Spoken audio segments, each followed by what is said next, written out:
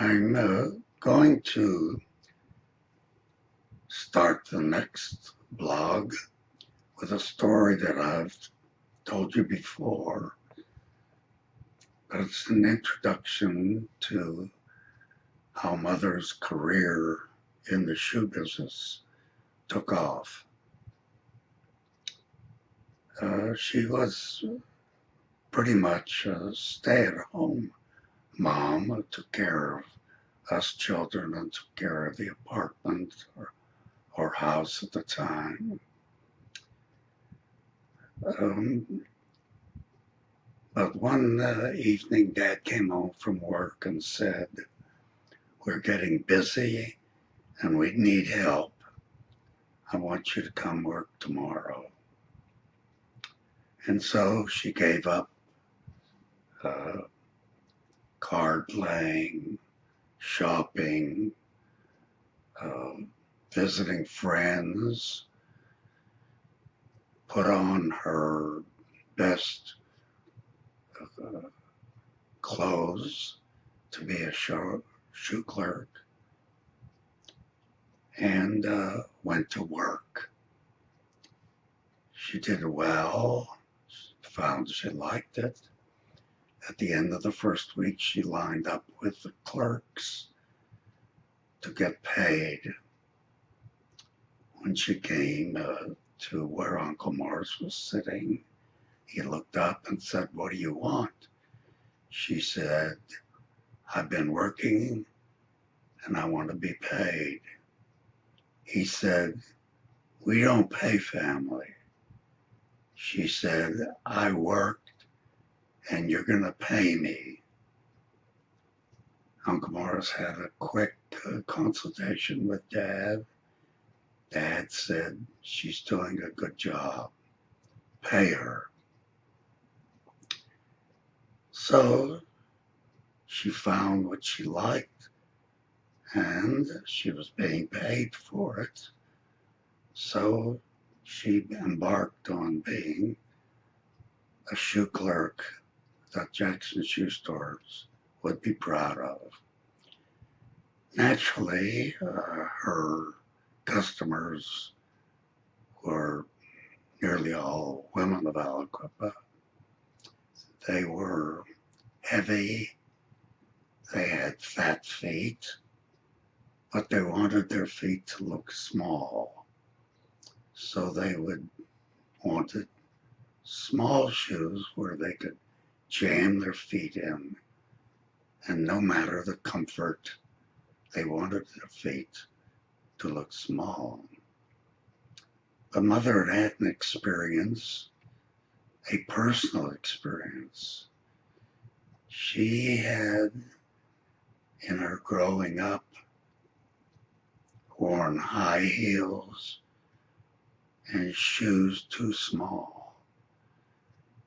The result was she had bunions on each foot. Actually, her feet were distorted. As a result, they were never comfortable in shoes, and she had her feet operated on to get rid of the bunions. That was a major move for her comfort. No longer did she wear high heels and shoes too small, but she wore what we would call sensible shoes. It's true they weren't fancy, they weren't high style, but they were comfortable, and she wore them for the rest of her life. So when the women came in and said they wore such and such a size, she would measure and find that actually they underestimated their size to a marked degree. So it's Mother's job to sell them shoes, but to sell them shoes they would be comfortable in, and shoes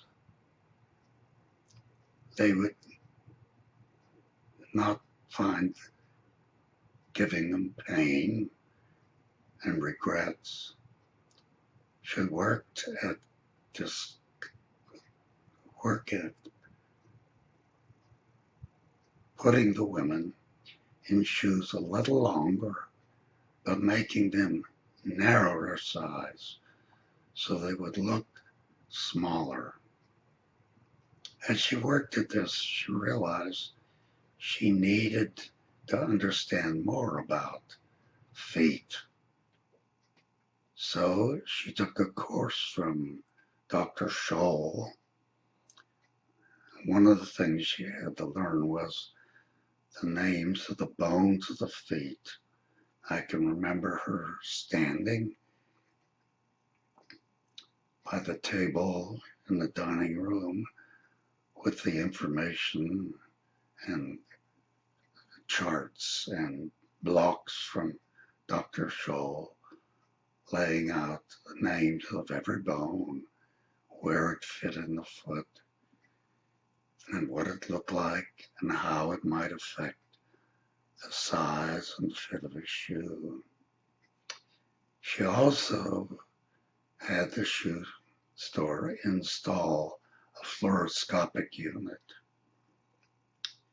It was a unit they could step on, put their feet inside where the fluoroscopic view would appear, and they could see, customer could see their feet, and they could see how the shoe fit, and it was an exciting adventure. Of course, many years later, the government decided that a fluoroscopic unit gave too many rads and was dangerous. But it was evidence that Mother and other shoe clerks were really interested in the feet and shoes of customers. There were times when she struggled to find a proper shoe of high style for a young woman for a particular event. She would work with the customer until she understood clearly what kind of shoe the customer had in mind.